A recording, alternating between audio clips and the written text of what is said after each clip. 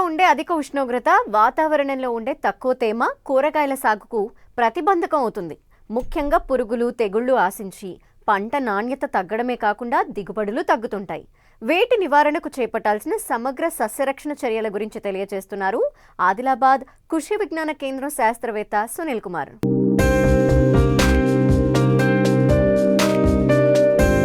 వేసవి కాలంలో కూరగాయలు దొరకడం కష్టం. ఏ రకం కూరగాయ అయినా కిలో కనీసం 40 నుండి 60 రూపాయలు పలుకుతూ ఉంటుంది. ఏ కూరగాయ పండించినా ఫుల్ డిమాండ్ ఉంటుంది.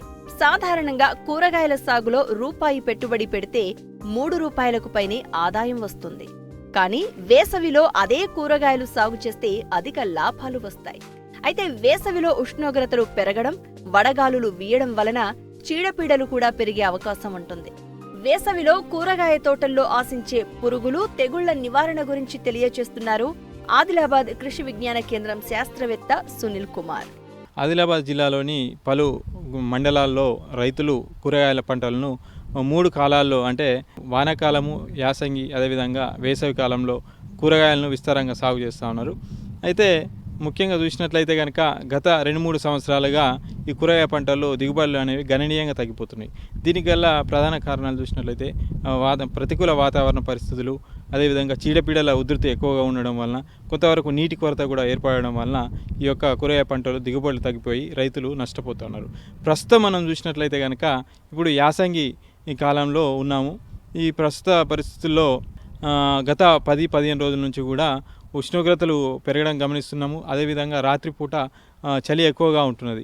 ఇటువంటి పరిస్థితుల్లో ఈ రసం పీల్చే పురుగుల ఉధృతి ఎక్కువగా కనబడుతున్నది. అదేవిధంగా కొంతవరకు తెగులు కూడా ఆశించడం వల్ల ఈ యొక్క కూరగాయ పంటలో పూత రాలిపోవడం, పిందె కట్టకపోవడం అనేది చూస్తూ ఉన్నాము.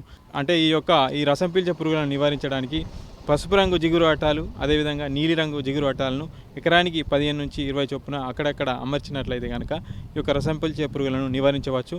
దానితో పాటుగా ఈ యొక్క వేప నూనె 10,000 ppm గాఢత కలిగినటువంటి వేప నూనె పిచికారీ చేసినట్లయితే కనుక ఈ రసం పీల్చే పురుగులను, వాటి యొక్క గుడ్డు దశను కూడా నివారించడానికి ఆస్కారం ఉంటుంది. అదేవిధంగా ముఖ్యంగా ఈ యొక్క తామర పురుగుల ఉధృతి ఎక్కువగా ఉన్నట్లయితే కనుక ఫిప్రోనిల్ అనే మందును లీటర్ నీటికి 2 ml చొప్పున కలిపి పిచికారీ చేసుకోవాలి. అదేవిధంగా తెల్లదోమ ఎక్కువగా ఉన్నట్లయితే కనుక థయోమిథాగ్జామ్ అనే మందును లీటర్ నీటికి 0.3 గ్రాముల చొప్పున కలిపి పిచికారీ చేసుకోవాలి.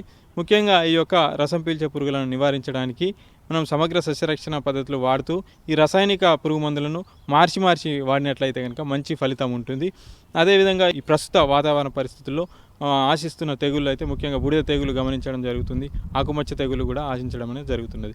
మనం కార్బెండజిమ్, అదేవిధంగా మ్యాంకోజెబ్ కలిసినటువంటి ఈ శిలీంద్రనాశినిని లీటర్ నీటికి 1 గ్రాము చొప్పున కలిపి పిచికారీ చేసినట్లయితే కనుక ఈ ఆకుమచ్చ తెగుళ్ళు, అదేవిధంగా ఇతర తెగుళ్లను నివారించడానికి అవకాశం ఉంటుంది.